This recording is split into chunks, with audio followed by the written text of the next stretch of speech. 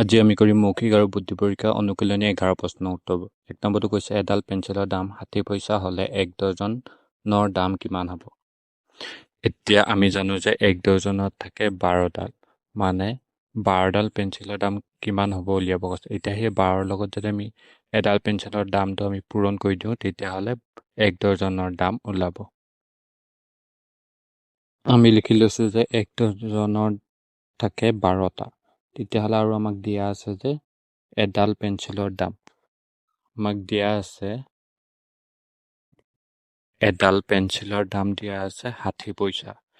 এতিয়া আমাক যিহেতু 1 ডজনৰ দাম উলিয়াব দিছে, তেতিয়াহ'লে 1 ডজনৰ দাম উলিয়াবলৈ হ'লে আমি কি কৰিব লাগিব? এই 12ৰ লগত 60 পইচাটো বা এডাল পেঞ্চিলৰ দাম 60 পইচা পূৰণ কৰিব লাগিব।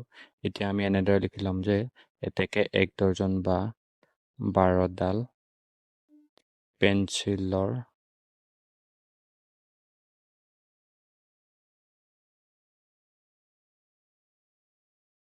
দাম হ'ব,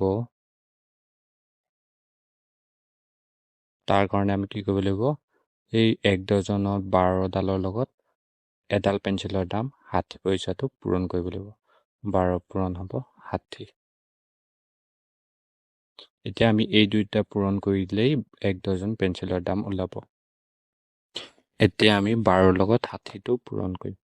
এতিয়া 0 দুগুণ 0, 0 এগুণ 0, 6 দুগুণ 12, 12 2 হ'ব, উকলিব 1, 6 এগুণ 6, অকলা 1 হ'ব 7। এতিয়া যোগ কৰিম 0, 0ৰ লগত 2 যোগ কৰিলে হ'ব 2 আৰু 7টো নামি আহিব, মানে 12ৰ লগত 60 পূৰণ কৰি আমি পালোঁ 720 পইচা। মানে আমি ইয়াৰ পৰা পালোঁ যে 1 ডজন বা 12ডাল পেঞ্চিলৰ দাম 720 পইচা। এই 720 পইচাটোক যদি আমি এতিয়া টকাত প্ৰকাশ কৰিবলৈ হয়, তেতিয়াহ'লে 720 পইচাক 100 পইচাৰে হৰণ কৰিব লাগিব। তেতিয়া 720 পইচাটোক টকালৈ গুচি যাবগৈ। এতিয়া 720ক 100ৰে হৰণ কৰিছোঁ, তেতিয়া পইচাটো হৈ যাব টকা। আৰু 720ক যদি আমি 100ৰে হৰণ কৰোঁ, তেতিয়া পাম 7.20 টকা, বা 12ডাল পেঞ্চিলৰ দাম পাম 7.20 টকা। এতিয়া আমি ইয়াত লিখি দিম যে এডাল পেঞ্চিলৰ দাম 60 পইচা হ'লে 1 ডজনৰ দাম হ'ব 7.20 টকা।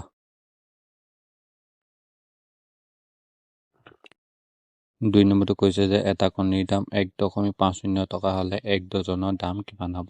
আমি জানো যে 1 ডজনত থাকে 12টা। সেই 12টাৰ লগত যদি আমি এটা কণীৰ দাম 1.50 টকা পূৰণ কৰি দিওঁ, তেতিয়াহ'লে 1 ডজনৰ দাম ওলাব। এতিয়া আমি অংকটো কৰিম। এতিয়া আমি ইয়াত লিখি ল'ম যে দিয়া আছে এটা কণীৰ দাম 1.50 টকা। এতেকে 1 ডজনত যিহেতু 12টা থাকে, আমি এনেদৰে লিখিব পাৰোঁ যে 1 ডজন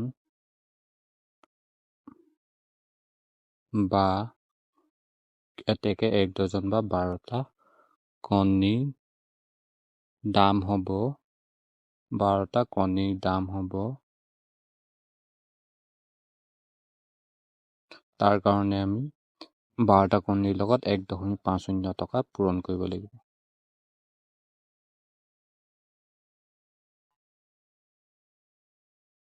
এতিয়া আমি পূৰণ কৰি চাম। কাষতে অংকটো কৰি চাম। 1.50 টকাৰ দশমিকটো নাই ভাবি 150 বুলি ভাবিম, আৰু কাষত আছে 12, আমি 12টো পাতিম। এতিয়া 2ৰ লগত 0 পূৰণ কৰিলে হ'ব 2 0 0, 2 5 গুণ 10 0, উকলিব 1, 2 এগুণ 2, উকলা 1 হ'ব 3, 1 0 0, 1 5 গুণ 5 আৰু 1 এগুণ হ'ব 1। এতিয়া আমি যোগ কৰিম 0 0, 3 5 হ'ব 8 আৰু তলত আহিব 1। এতিয়া 150ৰ লগত আমি 12 পূৰণ কৰি পালোঁ 1800। এতিয়া যিহেতু আমি দশমিক চাম, যিহেতু ইয়াত দশমিক শেষৰ ফালৰ পৰা 2টা আগত আছে, ইয়াতো আমি শেষৰ ফালৰ পৰা 2টা আগত দশমিক দিম। যিহেতু দশমিকৰ পাছত শূন্য কেইটা নবহালৈ হয়, সেইকাৰণে আমি এই শূন্যকেইটা আঁতৰাই দিম। তেতিয়া উত্তৰটো পাম 18, মানে 12ৰ লগত 1.50 টকা পূৰণ কৰিলে হ'ব 18 টকা, মানে 1 ডজন বা 12টা কণীৰ দাম 18 টকা। এতিয়া এই 18 টকাটো আমি খালী ঠাইত লিখি দিম। এতিয়া ইয়াত এনেদৰে লিখিব পাৰিম যে এটা কণীৰ দাম 1.50 টকা হ'লে 1 ডজন কণীৰ দাম হ'ব 18 টকা। 3 নম্বৰটো কৈছে 1 ডজন কমলাৰ দাম 24 টকা হ'লে এটা কমলাৰ দাম কিমান? তাৰ কাৰণে যদি আমি 1 ডজন কমলাৰ দাম 24 টকাক 12 হৰণ কৰি দিওঁ তেতিয়াহ'লে এটা কমলাৰ দাম ওলাব। কাৰণ 1 ডজনত থাকে 12টা, সেইকাৰণে আমি 12টোৱে 1 ডজন কমলা দামক হৰণ কৰিম, তেতিয়া এটা কমলাৰ দাম ওলাব। এতিয়া আমি কি কি দিয়া আছে লিখি ল'ম। দিয়া আছে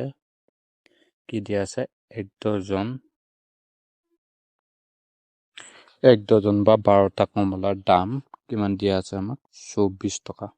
সেইকাৰণে আমি ইয়াত লিখিম 24 টকা। এতেকে 24 টকা। এতিয়া 12টোৱে যদি 24টোক হৰণ কৰি দিওঁ তেতিয়াহ'লে এটা কমলাৰ দাম ওলাব। এতিয়া আমি এনেদৰে লিখিম যে এতেকে এটা কমলাৰ দাম হ'ব কি কৰিব লাগিব 24টোক হৰণ কৰিব লাগিব 12। এতিয়া আমি হৰণ কৰি চাম। এতিয়া কাষতে অংকটো হৰণ কৰি চাম। 24ক 12 হৰণ কৰিম। এতিয়া 12 24ক যাব দুবাৰ, 2 বাৰ হ'ব 24। এতিয়া যিহেতু ভাগফল 2 ওলালে তেতিয়াহ'লে এটা কমলাৰ দাম কিমান হ'ব 2 টকা হ'ব।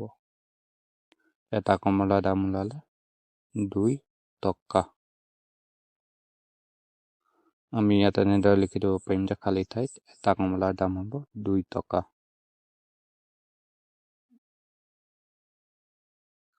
4 নম্বৰটো কৈছে যে এপোন তামোলত কিমানটা তামোল থাকে।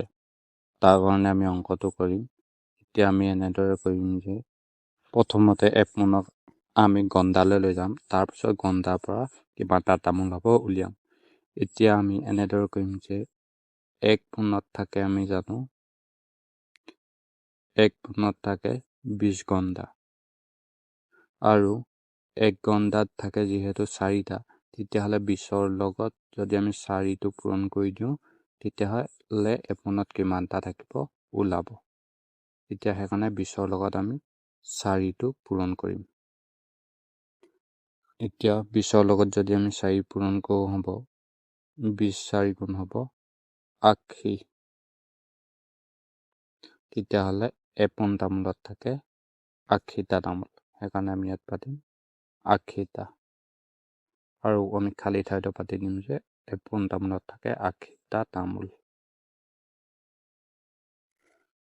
5 নম্বৰ কৈছে 4 টুকুৰা চাবোনৰ দাম 20 টকা হ'লে 1 ডজনৰ দাম কিমান হ'ব? মানে 12ডাল কি হয় চাবোনৰ দাম কিমান হ'ব উলিয়াব কৈছে।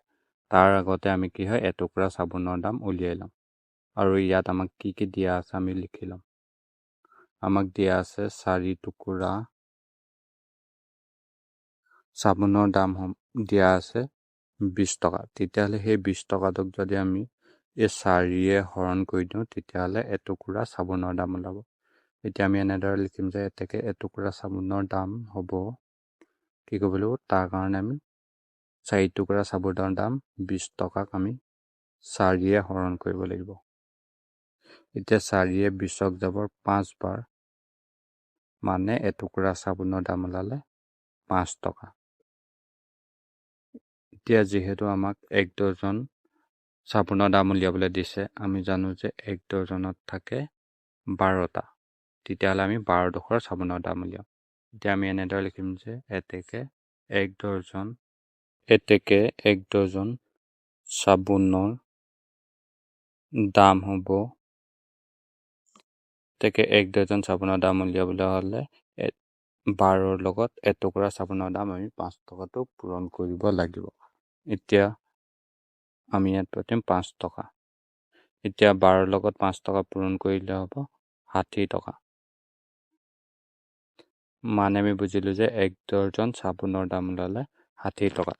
এতিয়া আমি এই 60 টকাটো আমি খালী ঘৰত বহুৱাম। এতিয়া 4 টুকুৰা চাবোনৰ দাম 20 টকা হ'লে 1 ডজন চাবোনৰ দাম হ'ব 60 টকা। 6 নম্বৰটো কৈছে 2 ডজনৰ লগত 6টা যোগ কৰিলে কিমানটা হ'ব? আমি এতিয়া 2 ডজনটো প্ৰথমতে ভাঙি ল'ম। আমি জানো যে 1 ডজনত থাকে 12টা। এতিয়া 2 ডজনৰ কিমান আছে উলিয়াবলৈ হ'লে আমি 12ৰ লগত 2 পূৰণ কৰিব লাগিব। এতিয়া 12ৰ লগত 2 পূৰণ কৰিলে 2 ডজনত কিমান আছে ওলাব। 2 দুগুণ হ'ব 4, 2 গুণ 2 মানে 2 ডজনত থাকিব 24টা। আমি ইয়াত পাতিম 2 ডজনৰ তলত 24টা আৰু এক্সট্ৰাকে আছে 6টা। তেতিয়াহ'লে আমি 24টা আৰু 6টা যোগ কৰিম। 24টাৰ লগত 6টা যোগ কৰিলে হ'ব 30টা। মানে আমি বুজিলো যে 2 ডজন আৰু 6টা যোগ কৰিলে মুঠতে হ'ব 30টা। এতিয়া এই 30টাটো আমি খালী ঠাইত বহুৱাম। 2 ডজনৰ লগত 6টা যোগ কৰিলে হ'ব 30টা। এতিয়া 7 নম্বৰটো কৈছে কিমান গ্ৰছৰ লগত 2 ডজন আৰু 2টা যোগ কৰিলে 170টা হ'ব। এতিয়া ইয়াত 2 ডজন আছে আৰু ইভাগে আছে 2টা। আমি 2 ডজন আৰু 2টা ভাঙি লম। আমি জানো যে 2 ডজনত থাকে 24টা আৰু এক্সট্ৰাকে আছে 2টা। আমি ইয়াত পাতি ল'ম 2টা। এতিয়া 24টাৰ লগত 2টা যোগ কৰিলে হ'ব মুঠতে 26টা। এতিয়া বাকী কেইটা আমি কি হ'ব গ্ৰছত যাব। এতিয়া আমি যোগফলটো পাইছোঁ 170টা। এতিয়া 170টাৰ পৰা আমি 2 ডজন আৰু 2টাটো বিয়োগ কৰি দিওঁচোন। 170ৰ পৰা 26টা বিয়োগ কৰি দিলে হ'ব থাকিব 10 পৰা 6 গ'লে হ'ব 4 আৰু 6 পৰা 2 গ'লে হ'ব 4। ওপৰৰ পৰা 1টো নমাই নিম মানে বাকী থাকিল 144টা। এতিয়া আমি চাব লাগিব যে 144টাতনো কিমান গছ হয়। আমি জানো যে 144টাত হয় 1 গছ। তেতিয়াহ'লে আমি 144টা সমান ইয়াত 1 গছ বুলি পাতি লৈছোঁ প্ৰথমতে। এতিয়া আমি ইয়াত 144টা ঠাইত আমি ইয়াত লিখিব পাৰোঁ 1 গছ। মানে 1 গছৰ লগত 2 ডজন আৰু 2টা যোগ কৰিলে হয় 170টা। 8 নম্বৰটো কৈছে 3 ঘণ্টাৰ লগত 3টা যোগ কৰিলে কিমানটা হ'ব। এতিয়া আমি 3 ঘণ্টাটো প্ৰথমতে ভাঙি ল'ম। এতিয়া আমি চাম যে 1 ঘণ্টাত থাকে 4টা। 1 ঘণ্টাত থাকে 4টা। আমি 1 ঘণ্টা সমান কাষতে লিখি ল'ম 1 ঘণ্টা সমান 4টা। এতিয়া 3 ঘণ্টাত কিমান আছে উলিয়াবলৈ হ'লে আমি 1 ঘণ্টা সমান 4টাৰ লগত 3টো পূৰণ কৰিম। এতিয়া 4ৰ লগত 3 পূৰণ কৰিলে হ'ব 3 4 গুণ হ'ব 12টা। মানে 3 ঘণ্টাত থাকে 12টা। এতিয়া 3 ঘণ্টাত তলত আমি 12টা পাতি দিম আৰু এক্সট্ৰাকে আছে 3টা। এতিয়া 12টাৰ লগত 3টা যোগ কৰিলে হ'ব 15টা। এতিয়া আমি খালী ঠাইত লিখি দিব পাৰোঁ যে 3 ঘণ্টাৰ লগত 3টা যোগ কৰিলে হয় 15টা। 9 নম্বৰটো কৈছে যে 60 কিলা পাণ সমান কিমান গুছি। এতিয়া আমি এগুছি পাণতনো কিমান আছে চাই ল'ম। এতিয়া আমি এনেদৰে লিখি ল'ব পাৰিম যে এক গুছি পাণত থাকে 20 খিলা। তেতিয়াহ'লে 60 খিলা পাণত কেইগুছি আছে উলিয়াবলৈ হ'লে 20টোৱে 60 খিলা পাণক হৰণ কৰিব লাগিব। এতিয়া আমি যদি হৰণ কৰি চাওঁ 60 খিলাক যদি আমি 20ৰে হৰণ কৰি চাওঁ 20ে 60ক যাব 20 3 গুণ হ'ব 60 মানে 3 বাৰ যাব 20 3 গুণ 60। ইয়াত ভাগফল ওলালে 3 মানে কি হয় 60 খিলা পাণত কেইগুছি ওলাব 3 গুছি ওলাব। এতিয়া আমি খালী ঠাইত পাতিম 3। এতিয়া শেষৰ 10 নম্বৰটো কৈছে 5 ডজনৰ পৰা 30টা বিয়োগ কৰিলে কিমানটা থাকিব। এতিয়া আমি জানো যে 1 ডজনত থাকে 12টা। 1 ডজনত থাকে 12টা। এতিয়া 5 ডজনত কিমানটা আছে উলিয়াই ল'ব লাগিব। যিহেতু 5 ডজনত কিমানটা আছে উলিয়াই ল'বলৈ হ'লে 12টাৰ লগত 5টা পূৰণ কৰিব লাগিব। এতিয়া 12ৰ লগত 5টা পূৰণ কৰিলে হ'ব 60টা। মানে আমি বুজি পালোঁ যে 5 ডজনত থাকে 60টা। এতিয়া 5 ডজনৰ তলত আমি 60টা পাতিম। বিয়োগ 30টা আছে আমি 30টা পাতিম। এতিয়া 60টাৰ পৰা 30টা গ'লেকে থাকিব 30টা। মানে আমি বুজিলোঁ যে 5 ডজনৰ পৰা 30টা গ'লে থাকিব 30টা।